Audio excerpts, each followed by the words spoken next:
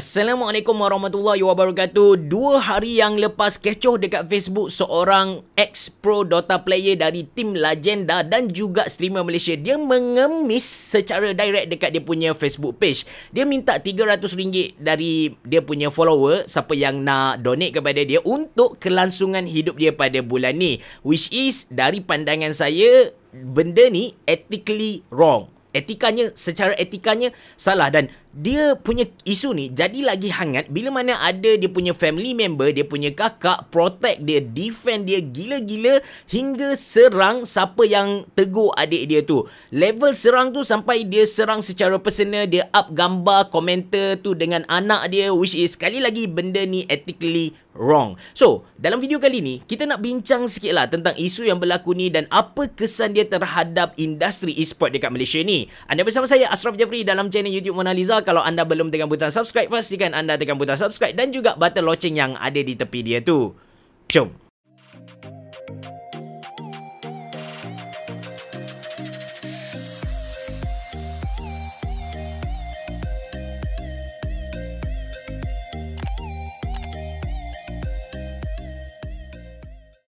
Just untuk clarify apa yang berlaku selepas dia up status minta orang donate sebanyak RM300 untuk kelangsungan hidup dia, dan dia dah bagi tahu yang dia dah tak buat service boosting, which is sekali lagi service boosting ethically wrong dalam industri e-sport. So, dekat dia punya komen tu, ada orang tegur dia, bagi tahu kau ni sihat tubuh badan, ada tangan, ada kaki, mata pun elok, tubuh badan pun sihat. Why not kau buat GrabFood ke, buat Food Panda ke, cari part time untuk sara diri kau dan dalam masa sama kau stream. Dan saya 100% setuju dengan teguran-teguran orang dekat komen tu. Dan orang tegur sebenarnya sebab orang sayang dia sebenarnya kan. Dan kakak dia tak puas hati dengan benda ni, kakak dia serang secara personal. Dan ethically, benda ni wrong. Dan bila kita bercakap tentang etika ni, sebenarnya etika ni dalam bahasa Melayu dia tak ada satu terjemahan yang tepat. Sebab etika ialah combination antara moral, disiplin dan juga agama. So, benda yang beretika normally dia akan hit kepada tiga-tiga benda ni. Benda yang dia bermoral, benda yang ikut kepada disiplin, benda tu sendiri, dan juga benda tu selari dengan agama. Barulah kita panggil benda tu beretika. So, apa yang dia buat? Dia mengemis dekat Facebook tu sebenarnya tak beretika. Walaupun dia dibenarkan untuk mengemis secara disiplin. Sebab kita tengok sebenarnya minta donation untuk streamer bukanlah satu benda yang salah, dan memang salah satu income pendapatan streamer sebenarnya dari donation. Tapi dari segi moral dan juga agama, benda ni tak berapa tepat. Sebab bila kita nak minta sesuatu daripada orang, kita kena bagi sesuatu kepada orang. Ni adalah moral. Ni juga ada dalam agama kita. So, kalau kita nak minta donation dari kita punya follower, kita tak boleh buat macam tu. Kita kena stream dulu, lepas tu minta donation. And orang takkan jadikan dia sebagai isu bila kita minta derma ketika kita streaming. Benda tu tak jadi isu. Tapi dia jadi isu bila mana kita tak buat apa-apa dan kita minta orang donate kepada kita. Tu yang jadi isu. Dan kita pun tahu yang mengemis adalah salah dalam undang-undang, even dalam kita punya agama, kita tak dibenarkan sebenarnya mengemis tu. That's why benda ni jadi satu image yang negatif kepada kita punya e-sport industry tu. Kita kena faham yang image e-sport dekat Malaysia sebenarnya dia tak suci lagi. Walaupun Solos, Fredo, Bex dah cuba angkat image e-sport ni kepada satu level yang tinggi, satu level yang terpuji kita cakap kan. But kalau berlaku isu-isu macam ni, dia akan menyebabkan image e-sport tu kotor. Mak ayah kita akan tertanya-tanya, betul ke dengan jadi streamer ni boleh jadi kerjaya? Betul ke streaming ni boleh buat duit? Sebab apa? Sebab ada makhluk ni yang mengemis. Dia streamer, dia pro gamer tapi dia mengemis. So, image yang Solos letak tadi, yang Bex letak, yang Mushi letak, dia jadi macam sia-sia. Dia hapus. Tak ada apa-apa. So that's why benda ni patut dihentikan. Dan makhluk ni kan sorry, saya sedikit emosi sikit dengan benda ni. Sebab saya macam memang macam ada personal matter sikit dengan dia. Sebab saya dengan Racun Tech sangat rapat. Dan dia dengan Racun Tech memang ada isu yang besar sebab dia ada buat proposal dekat Racun Tech nak buat satu team e-sport yang bagus, diberi nama Petala Langit. Dia minta Racun Tech invest sebanyak 20,000 dan dia akan sara player-player dekat situ. And masa tu kan, masa tu saya baru teringat, masa tu dia propose kepada Racun Tech macam mana dia boleh cari income untuk support dia punya team tu, Petala Langit punya team tu. Dia bagi tahu dekat Racun Tech, bila owner Racun Tech Nick dia tanya macam mana nak support secara bulanan tim ni supaya dapat makan, dapat minum kan, sebab dia adalah satu tim yang duduk dalam satu rumah. Dia macam bootcamp kan. So masa tu budak ni kan, Kidal ni, directly saya sebut nama dia, Kidal ni dia bagi beberapa proposal. Dia kata okey, kalau menang tournament akan dapat beberapa ringgit macam tu lah. Lepas tu kalau tak menang tournament, dia boleh buat duit dari segi coaching. Kalau tak boleh buat duit dari segi coaching, dia akan jual modul. Ada 20 modul yang dia nak jual. Item apa kena beli, hero mana kena guna, macam mana nak buat combo-wombo. So idea dia tu banyak. Dia ni otak dia pun sihat sebenarnya. Tapi saya tak faham kenapa dia guna dia punya platform tu untuk macam mana, kenapa dia guna negative marketing sebagai dia punya main marketing.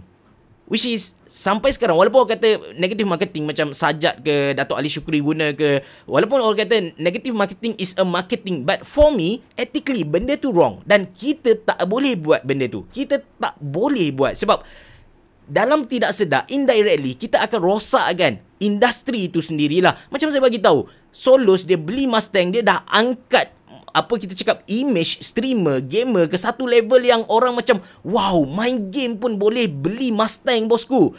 Orang dah macam mulia dah. Tapi bila orang tahu, ni streamer mengemis, ada masa depan ke streamer ni? Kejaya macam mana streamer ni kan? Orang akan tertanya balik. Mak ayah kita yang tadi dah macam, okey, aku nak support anak aku untuk jadi streamer, aku nak support anak aku untuk jadi pro gamer ni. But sekarang bila tahu kes ada streamer yang famous, and Kidal bukanlah someone yang kita cakap dia leke-leke, tak ada. Dia punya MMR dalam Dota 2 tinggi, 8,000. Even saya puji gila dia sebab dengan stream Dota 2 dia dapat views yang tinggi, 30,000, 40,000. Benda ni sebenarnya agak mustahil dekat Malaysia.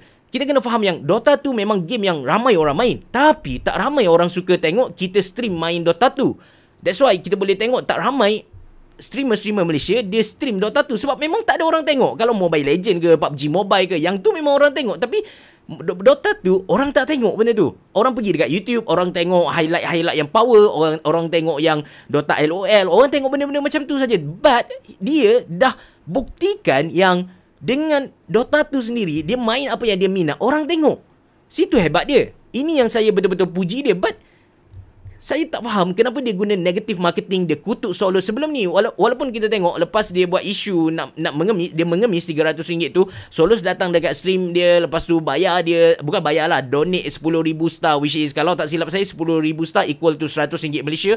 So Solos ada support dia. Sebelum ni kan, kalau anda nak tahu, dia pernah kutuk Solos. Dia buat siapa Zolos, Mobile Legend tak best, dia pernah kutuk Solos. Dia suka sangat guna negative marketing, which is benda ni seriously kita kena stop. Kita kena hentikan sebelum dia jadi barah yang makin teruk dalam industri e-sport tu sendiri. That's why saya recommend kepada anda, saya nak ajak anda untuk join event-event yang bukan sahaja dia fokus kepada tournament e-sport, tapi dalam masa sama dia ajar kita apa etika-etika sebagai pro gamer, apa yang kita boleh belajar dari game-game ni. Seriously, idea yang berlaku dekat US, orang tekankan supaya dapat masukkan pencapaian dia dalam game ke dalam resume, adalah satu benda yang sangat logik dari sudut saya lah. Saya tengok benda ni memang betul. Sebab bila kita main game macam Dota 2 sendiri pun, kita perlukan teamwork, kita perlukan idea-idea macam mana kita nak buat combo-wombo supaya dapat kalahkan team, which is benda ni sangat diguna pakai bila kita kerja nanti.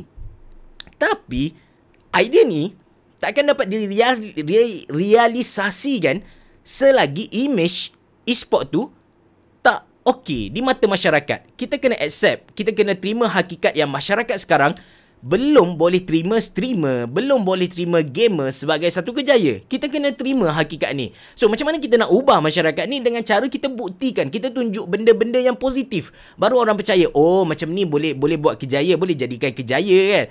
Tapi kalau isu-isu mengemis lah, drama yang entah tak tahu apalah, bergaduh sebab hutang, last mengaku yang itu drama saja, hutang racun tag 20,000 pun tak bayar. Kalau ada negatif marketing macam ni, image yang negatif, dia akan merosakkan industri e-sport tu. That's why saya suka untuk ajak orang datang ke event-event yang dia bukan saja fokus kepada tournament, dia bukan saja fokus kepada streamer, tapi dalam masa sama dia cek kesihatan kita sebagai seorang streamer, seorang gamer, dan dalam masa sama dia ajar kita etika-etika macam server DNA 5 yang akan berlaku 5 hingga 6 Disember nantilah.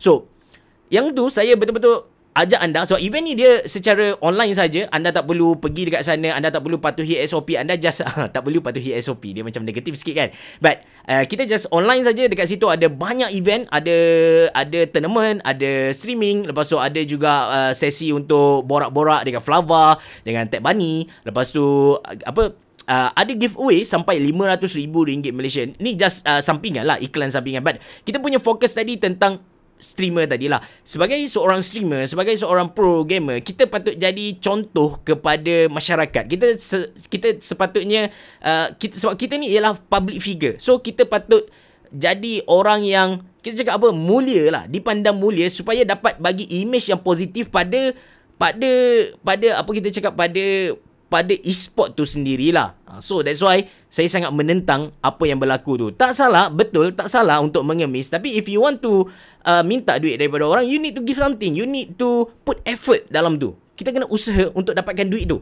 Itu cara hidup kita berfungsi. Dan saya nak nasihatkan kepada siapa-siapa yang start nak jadi streamer, yang nak jadi pro gamer, saya nak betul-betul nasihatkan kepada anda, jangan terjun ke dalam bidang ni secara total. Buat satu safety net, satu langkah keselamatan, kita cakap, dengan cara kita cari kerja tetap dahulu. Maybe anda boleh buat part time untuk Foodpanda, anda boleh buat GrabFood, ataupun anda boleh kerja McD, ataupun anda boleh kerja dekat Lawyat, jual laptop sebagainya. Dan waktu malam anda fokus streaming, anda fokus main game. Hujung minggu anda boleh join tournament. Dan bila anda dah rasa stabil, baru anda letak kaki anda kedua-dua dalam industri e-sport tu lah. Tapi selagi anda baru niat sahaja, anda just pasang niat sahaja, jangan tinggalkan kerja anda terus lompat ke dalam industri ini.